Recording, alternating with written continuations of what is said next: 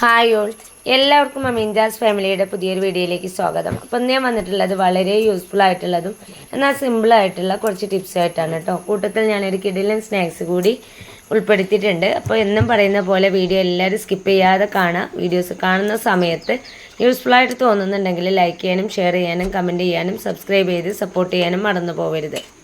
ഒട്ടും സമയം കളയാതെ നമുക്ക് ഫസ്റ്റ് ടിപ്പിലോട്ട് പോവാം. നമ്മൾ ഉപയോഗിച്ച് കഴിഞ്ഞിട്ടുള്ള മാസ്ക് വെച്ചിട്ടാണ് ഞാൻ ആദ്യത്തെ ടിപ്പ് കാണിക്കുന്നത്. സാധാരണയായിട്ട് നമ്മൾ മാസ്ക് യൂസ് ചെയ്ത് കഴിഞ്ഞാൽ പിന്നെ അത് വലിച്ചെറിയാറാണ് പതിവ്. എന്നാൽ ഇതുപോലെ ഉപയോഗിച്ച് കഴിഞ്ഞ മാസ്ക് ഉണ്ടെങ്കിൽ നമുക്ക് ചെയ്യാൻ പറ്റുന്ന ഒട്ടനവധി യൂസേജ് ഉണ്ട് കേട്ടോ. അതിലൊന്ന് രണ്ട് ടിപ്സാണ് ഞാൻ ഈ ഒരു വീഡിയോയിൽ ഉൾപ്പെടുത്തിയിട്ടുള്ളത്. അപ്പോൾ ഞാനിത് ഈ ഒരു മാസ്കിൻ്റെ ഈ സൈഡ് ഇതുപോലെ ഒന്ന് കട്ട് ചെയ്തെടുത്തിട്ടുണ്ട്. ഈ ഒരു സൈഡ് ഞാൻ കട്ട് ചെയ്തെടുത്തിട്ടുണ്ട്. എന്നിട്ട് ഈ ഒരു ഭാഗം ഉണ്ടല്ലോ, ഇതും കൂടി ഒന്ന് കട്ട് ചെയ്ത് കൊടുക്കാം. ഇതിനുള്ളിലുള്ള ഒരു വൈറ്റ് പോർഷനാണ് കേട്ടോ നമുക്ക് വേണ്ടത്. ഞാൻ ഈ ഒരു ഭാഗം പെട്ടെന്ന് കിട്ടാനായിട്ട് ഞാൻ ഈ ഒരു രീതിയിൽ അത് കട്ട് ചെയ്തെടുത്തിട്ടുണ്ട്. ആ ഒരു വൈറ്റ് പോർഷനിൽ കട്ടാവാത്ത രീതിയിൽ തന്നെ എടുക്കാനായിട്ട് ശ്രദ്ധിക്കണം. അപ്പോൾ ഇത് നമുക്ക് വളരെ എളുപ്പത്തിൽ എടുക്കാൻ പറ്റും. ഇതാട്ടോ എനിക്ക് കയ്യിൽ കിട്ടിയിട്ടുണ്ട്. ഇനി ഇത് വെച്ചിട്ട് ചെയ്യാൻ പറ്റുന്ന രണ്ട് ടിപ്സാണ് ഞാൻ ഈ ഒരു വീഡിയോയിൽ ഉൾപ്പെടുത്തിയിട്ടുള്ളത്. ബഡ്സൊക്കെ നമ്മൾ വാങ്ങുന്ന സമയത്ത് ഇതുപോലെ ബോട്ടിലൊക്കെ ആവും. അത് നമ്മൾ ഓപ്പൺ ചെയ്തതിന് ശേഷം ശരിക്കും ക്ലോസ് ചെയ്യാണ്ടിരുന്നാൽ താഴെ വീണാൽ ഇതുപോലെ സ്പ്രെഡ് ആവാറുണ്ട്. മക്കളൊക്കെ എടുക്കുന്ന സമയത്ത് പ്രത്യേകിച്ച് ഇതുപോലെ ആവാറുണ്ട്. അപ്പോൾ നമ്മളതെല്ലാം ഓരോന്നായിട്ട് പെറുക്കിയെടുക്കുക എന്നുള്ളതൊരു പണിയാണ്. അതില്ലാണ്ടിരിക്കാനായിട്ട് നമുക്ക് ചെയ്യാൻ പറ്റുന്ന സിമ്പിളായിട്ടുള്ള ടിപ്പാണ് കേട്ടോ. അപ്പോൾ ഞാനിതാ നിലത്ത് സ്പ്രെഡായിട്ടുള്ള എല്ലാ മാസ്കും ഒരു രീതിയിലൊന്ന് പെറുക്കിയെടുത്തതിന് ശേഷം ഒന്ന് കൂട്ടി പിടിച്ചിട്ടുണ്ട്. അതിന് ശേഷം മാസ്കിൽ നിന്ന് നമ്മൾ എടുത്തിട്ടുള്ള വൈറ്റ് പോർഷൻ ഉണ്ടല്ലോ, അത് ഇതുപോലെ വെച്ച് കൊടുത്തതിന് ശേഷം ജസ്റ്റ് ഒന്ന് പിടിച്ചു കൊടുത്താൽ മതി കേട്ടോ. നല്ല ടൈറ്റ് ആവുകയും ചെയ്യരുത്, എന്നാൽ ഒരു ബഡ്സ് അതിൽ നിന്ന് ഊരി പോരുകയും ചെയ്യരുത്. ആ ഒരു രീതിയിൽ വേണം കേട്ടോ ടൈ ചെയ്തെടുക്കാനായിട്ട്. ഇപ്പോൾ കണ്ടത് എങ്ങനെ താഴെ വീണ് കഴിഞ്ഞാലും ഇത് സ്പ്രെഡ് ആവില്ല, സേഫായിട്ട് തന്നെ അവിടെ ഉണ്ടാവും. മാത്രമല്ല നമ്മൾ എടുക്കുന്ന സമയത്തും അത് ഡിസോർഡർ ആവാതെ തന്നെ അവിടെ നിൽക്കുകയും ചെയ്യും. വളരെ സിമ്പിളായിട്ടുള്ള ടിപ്പാണ്. ഇനി ഇതുപോലെ ഉപയോഗിച്ച് കഴിഞ്ഞ മാസ്ക് ഒക്കെ ഉണ്ടെങ്കിൽ ഈ ഒരു ടിപ്പ് എല്ലാവരും ഒന്ന് ട്രൈ ചെയ്ത് നോക്കണേ. ഇനി ഇതുപോലെ തന്നെ നമ്മുടെ ചാർജർ അതുപോലെ ഇയർഫോണൊക്കെ ഉണ്ടെങ്കിൽ ഈ ഒരു രീതിയിൽ ഈ ഒരു ഇത് വെച്ചിട്ട് നമുക്ക് ടൈ ചെയ്തെടുക്കാൻ പറ്റും. അപ്പോൾ ഞാനിതാ ചാർജർ വയർ ഈ ഒരു രീതിയിലൊന്ന് ഫോൾഡ് ചെയ്തെടുക്കുന്നുണ്ട്. ഇതുപോലെ ഫോൾഡ് ചെയ്തെടുത്തതിന് ശേഷം നേരത്തെ ചെയ്ത പോലെ തന്നെ മാസ്കിൽ നിന്ന് എടുത്തിട്ടുള്ള വൈറ്റ് പോർഷൻ വെച്ചിട്ട് ഇതാ ഇതുപോലെ ഒന്ന് വെച്ച് കൊടുക്കാം. ഇതുപോലെയൊക്കെ നമ്മൾ കീപ്പ് ചെയ്യുകയാണെങ്കിൽ ചാർജർ വയർ കെട്ട് കുടുങ്ങി അങ്ങനത്തെ ഒരു പ്രശ്നമൊന്നും ഉണ്ടാവില്ല. ഈ ഒരു രീതിയിൽ തന്നെ ഇയർഫോണും നമുക്ക് ചെയ്യാം കേട്ടോ. അപ്പോൾ ഇനി അടുത്ത ടിപ്പ് എന്താണെന്ന് നോക്കാം. അടുത്ത ടിപ്പ് ഞാൻ റബ്ബർ ബാൻഡ് വെച്ചിട്ടാണ് ചെയ്തിട്ടുള്ളത്. നമ്മൾ സാധാരണ ജ്യൂസൊക്കെ ഉണ്ടാക്കുന്ന സമയത്ത് വലിയൊരു പാത്രത്തിലൊക്കെ വെച്ചിട്ട് നമ്മൾ മിക്സ് ചെയ്യുന്ന സമയത്തൊക്കെ സ്പൂണൊക്കെ ആ ഒരു ജ്യൂസിലേക്ക് ചാടി പോവാറുണ്ട്. അതില്ലാണ്ടിരിക്കാനായിട്ട് നമുക്ക് ചെയ്യാൻ പറ്റുന്ന സിമ്പിളായിട്ടുള്ളൊരു ടിപ്പാണ് കേട്ടോ. നമ്മൾ മിക്സ് ചെയ്യുന്ന തവി എടുത്തിട്ട് അതിൻ്റെ ഒരു ബാക്ക് ഭാഗത്തായിട്ട് ഇതുപോലെ ഒരു റബ്ബർ ബാൻഡ് ഒന്ന് ചുറ്റി കൊടുത്താൽ മതി. ഒരൊറ്റ റബ്ബർ ബാൻഡ് നമ്മൾ ഇതുപോലെ പല ചുറ്റായിട്ടൊന്ന് ഇട്ട് കൊടുത്താൽ മതി കേട്ടോ. എന്നാൽ തന്നെ അതവിടെ സേഫായിട്ട് നിൽക്കും. ഞാനൊരു റബ്ബർ ഇതുപോലെ ചുറ്റി കൊടുത്തതിന് ശേഷം ഒരു വശത്തേക്ക് ഒന്ന് കൂട്ടി കൊടുത്തിട്ടുണ്ട്. ഇനി ഇതുപോലെ നമ്മൾ പാത്രത്തിലേക്ക് ഇറക്കി വെക്കുന്ന സമയത്ത് റബ്ബർ ബാൻഡ് ഉള്ള ഒരു ഭാഗം എത്തുമ്പോൾ സ്പൂൺ അവിടെ സ്റ്റോപ്പ് ആവും. പിന്നെ ഇതിൻ്റെ താഴേക്ക് അത് വീണ് പോവില്ല കേട്ടോ. ഇനി നമുക്കിത് ഫ്രണ്ടിലേക്കോ ബാക്കിലേക്കോ ഒക്കെ നമുക്ക് അഡ്ജസ്റ്റ് ചെയ്യാം. ഇത് ചെയ്യുമ്പോൾ ശ്രദ്ധിക്കേണ്ട ഒരു കാര്യം, ചൂടുള്ള പാത്രത്തിൽ നിങ്ങൾ ഒരിക്കലും ഇത് വെക്കരുത്. അതുപോലെ തന്നെ ആ ഒരു കറിയിലോ അതല്ലെങ്കിൽ ചൂടുള്ളത് എന്താണോ അതിലേക്ക് തട്ടുന്ന വിധത്തിൽ ഒരിക്കലും സ്പൂൺ റബ്ബർ ബാൻഡ് ഇടാൻ പാടില്ല കേട്ടോ. അത് നമ്മളെ ആരോഗ്യത്തെ ദോഷകരമായിട്ട് ബാധിക്കും. ഇനി ഞാനിതിൽ ഉൾപ്പെടുത്തിയിട്ടുള്ളത് ഒരു കിടിലൻ സ്നാക്സാണ്. ഒരേ ഒരു കപ്പ് ഗോതമ്പ് പൊടി കൊണ്ട് നമുക്ക് റെഡിയാക്കി എടുക്കാൻ പറ്റുന്ന ഒരു ഈസി സ്നാക്സാണ് കേട്ടോ. അതിനായിട്ട് നമുക്കൊരു ഫില്ലിങ് റെഡിയാക്കാനുണ്ട്. ഞാൻ 3 ഉള്ളിയാണ് എടുത്തിട്ടുള്ളത്. അത് കട്ടിയില്ലാതെ ഒന്ന് അരിഞ്ഞെടുക്കാം. 3 ഉള്ളിയും ഞാൻ കട്ട് ചെയ്തെടുത്തതിന് ശേഷം ചെറിയൊരു തക്കാളി കൂടി ചെറിയ പീസസ് ആയിട്ടൊന്ന് കട്ട് ചെയ്ത് കൊടുക്കുന്നുണ്ട്. ഇനി നമുക്ക് ഫില്ലിങ് റെഡിയാക്കാം. അതിനായിട്ട് ഞാൻ സ്റ്റവ് ഓണാക്കി പാൻ വെച്ച് കൊടുത്തിട്ടുണ്ട്. ഞാൻ മൺചട്ടിയാണ് വെച്ചിട്ടുള്ളത്. ഒരുവിധം കഴിയുമെങ്കിൽ ഗ്യാസിൽ നിങ്ങൾ മൺചട്ടി വെക്കാണ്ടിരിക്കുക. മൺചട്ടി വെക്കുകയാണെങ്കിൽ അതിൽ നിന്ന് വെള്ളത്തിൻ്റെ അംശമൊക്കെ ഒന്ന് തുടച്ച് കളഞ്ഞതിന് ശേഷം വേണം കേട്ടോ വെച്ച് കൊടുക്കാനായിട്ട്.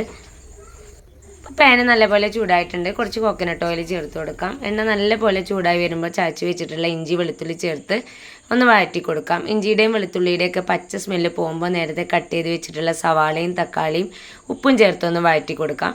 ഇത് കുറച്ച് സമയം ഞാനൊന്ന് അടച്ചു വെക്കുന്നുണ്ട്. നന്നായിട്ടൊന്ന് വഴന്ന് വരട്ടെ. കുറച്ച് സമയം കഴിഞ്ഞതിന് ശേഷം ഉള്ളിയും തക്കാളിയൊക്കെ വാടി വന്നിട്ടുണ്ട്. ഇനി ഇതിലേക്ക് ആവശ്യമായിട്ടുള്ള മസാലകൾ ഓരോന്നായിട്ട് ചേർത്ത് കൊടുക്കാം. അപ്പോൾ ഞാനിതിലേക്ക് 1/2 ടീസ്പൂൺ മുളക് പൊടി, 1/4 ടീസ്പൂൺ മഞ്ഞൾപ്പൊടി, 1/2 ടേബിൾ സ്പൂൺ മല്ലിപ്പൊടി, അതുപോലെ തന്നെ 1/2 ടേബിൾ സ്പൂൺ ഗരം മസാല കൂടി ചേർത്ത് നന്നായിട്ടൊന്ന് മിക്സ് ചെയ്ത് കൊടുക്കുന്നുണ്ട്. അതിന് ശേഷം കുറച്ച് ഉപ്പ് കൂടി ഇതിലേക്ക് മിക്സ് ചെയ്തിട്ടുണ്ട് കേട്ടോ. ഇതിലേക്ക് ഞാൻ ഒട്ടും വെള്ളം ചേർത്ത് കൊടുത്തിട്ടില്ല കേട്ടോ. ഇനി തക്കാളിക്ക് ഇതിൽ കിടന്ന് നല്ല പോലെ ഒന്ന് കുക്കായി വരട്ടെ. അതുവരെ നമുക്കൊന്ന് അടച്ചു വെച്ച് കുക്ക് ചെയ്തെടുക്കാം. ഈ ഒരു ഫില്ലിങ്ങിലേക്ക് നമുക്ക് ആവശ്യമായിട്ടുള്ളത് മുട്ടയാണ്. ഞാൻ 3 മുട്ട പുഴുങ്ങിയതിന് ശേഷം ഇതുപോലെ കുഞ്ഞു കുഞ്ഞു പീസസ് ആയിട്ടൊന്ന് കട്ട് ചെയ്തെടുത്തിട്ടുണ്ട്. എന്നിട്ട് നേരത്തെ റെഡിയാക്കി വെച്ച ഫില്ലിങ്ങിലേക്ക് ആ ഒരു എഗ് പീസസും കറി ലീവ്സും മല്ലിയിലയും കൂടി ഇട്ട് കൊടുത്തതിന് ശേഷം നന്നായിട്ടൊന്ന് മിക്സ് ചെയ്ത് ഒരു 5 മിനിറ്റ് ലോ ഫ്ലെയിമിൽ ഇട്ടിട്ടൊന്ന് അടച്ചു വെക്കുന്നുണ്ട്. 5 മിനിറ്റ് കഴിഞ്ഞതിന് ശേഷം ഞാൻ ഒന്നുകൂടെ ഒന്ന് മിക്സ് ചെയ്തെടുത്ത് ഫ്ലെയിം ഒന്ന് ഓഫ് ചെയ്തിട്ടുണ്ട്. അപ്പോൾ ആ ഫില്ലിങ് ഇവിടെ റെഡിയായി കിട്ടിയിട്ടുണ്ട്. ഇനി നമുക്ക് ചപ്പാത്തിക്കൊക്കെ കുഴക്കുന്ന രൂപത്തിലൊന്ന് കുഴച്ചെടുക്കാം. അതിനായിട്ട് ഞാൻ ഒരേ ഒരു കപ്പ് ഗോതമ്പ് പൊടിയാണ് എടുത്തിട്ടുള്ളത്. എന്നിട്ട് അതിലേക്ക് നന്നായിട്ട് തിളച്ച ചൂടുവെള്ളം ഉപ്പും ചേർത്തിട്ടൊന്ന് മിക്സ് ചെയ്തെടുക്കുകയാണ് കേട്ടോ. നന്നായിട്ട് കുഴച്ചെടുത്തതിന് ശേഷം വീഡിയോയിൽ കാണുന്ന പോലെ 5 ചെറിയ ഉരുളകളാക്കി എടുത്തിട്ടുണ്ട്. ഇനി ഇതെല്ലാം ഒന്ന് പരത്തിയെടുക്കാം. അപ്പോൾ ഞാൻ ഓരോ ഉരുളയും കൗണ്ടർ ടോപ്പിലിട്ട് അത്യാവശ്യം വലുപ്പത്തിലൊന്ന് പരത്തിയെടുത്തിട്ടുണ്ട്. നമുക്കിത് തന്നെ മതി കേട്ടോ വീട്ടിലുള്ള എല്ലാവർക്കുമായിട്ട് റെഡിയാക്കി എടുക്കാനായിട്ട്. അപ്പോൾ ഞാൻ പരത്തി വെച്ചിട്ടുള്ള ഒരു ചപ്പാത്തി എടുത്തിട്ടുണ്ട്. അതിൻ്റെ സെൻറ്റർ ഭാഗത്തായിട്ട് നേരത്തെ റെഡിയാക്കി വെച്ചിട്ട് ഫില്ലിങ് ഒന്ന് വെച്ച് കൊടുക്കാം. അപ്പോൾ അതിൻ്റെ ബാക്കിയുള്ള സൈഡിലേക്കൊന്നും ആവാത്ത രീതിയിൽ വേണം കേട്ടോ വെച്ച് കൊടുക്കാനായിട്ട്. ഞാനിതൊരു കുഞ്ഞ് സൈസിലാണ് ഉണ്ടാക്കിയെടുത്തിട്ടുള്ളത്. ഇനി നിങ്ങൾക്ക് സൈസൊക്കെ കൂട്ടണമെങ്കിൽ ഫില്ലിങ്ങിൻ്റെ അളവ് കൂട്ടാം.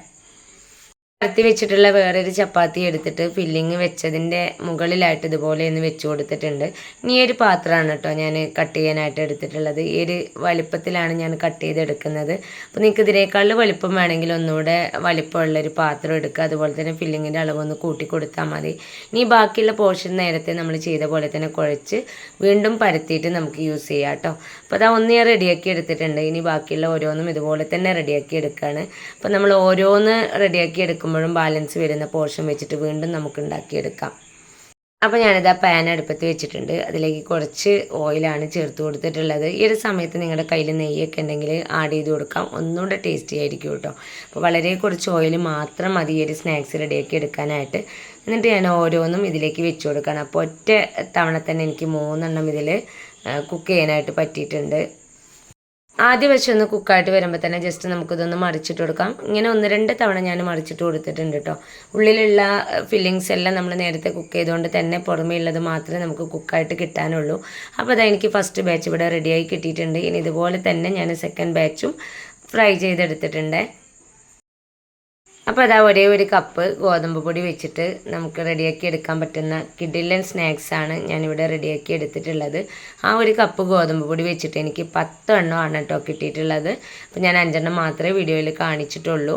ചപ്പാത്തിയൊക്കെ കഴിച്ച് മടുത്തവർക്ക് റെഡിയാക്കി കൊടുക്കാൻ പറ്റുന്ന ഒരു വെറൈറ്റി സ്നാക്സാണ്. അപ്പോൾ എല്ലാവരും ഏറ്റവും ഒന്ന് ട്രൈ ചെയ്ത് നോക്കണേ.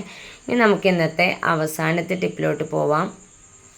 ഇനി കിച്ചണിൽ വളരെയേറെ യൂസ്ഫുൾ ആയിട്ടുള്ളൊരു ടിപ്പാണ് കേട്ടോ ഇന്നത്തെ അവസാനത്തെ ടിപ്പ്. നമ്മൾ കത്തിയൊക്കെ വെച്ചിട്ട് കറിക്കൊക്കെ കട്ട് ചെയ്യുന്ന സമയത്ത് നമ്മൾ അറിയാതെ തന്നെ കയ്യിലൊക്കെ മുറി പറ്റാറുണ്ട്.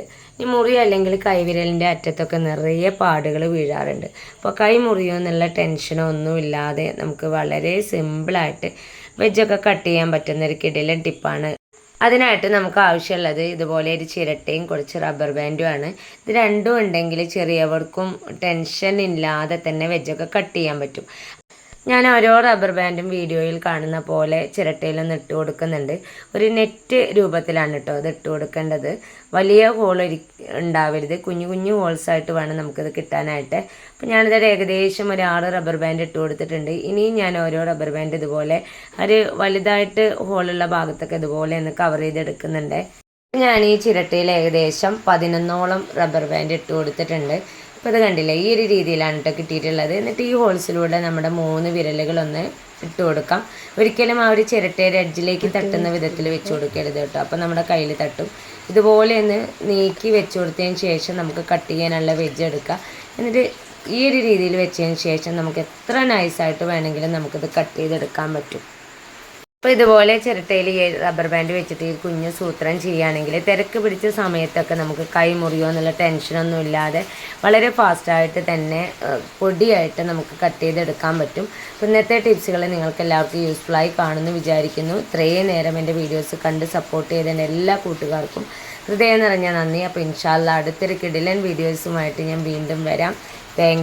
Thanks for watching.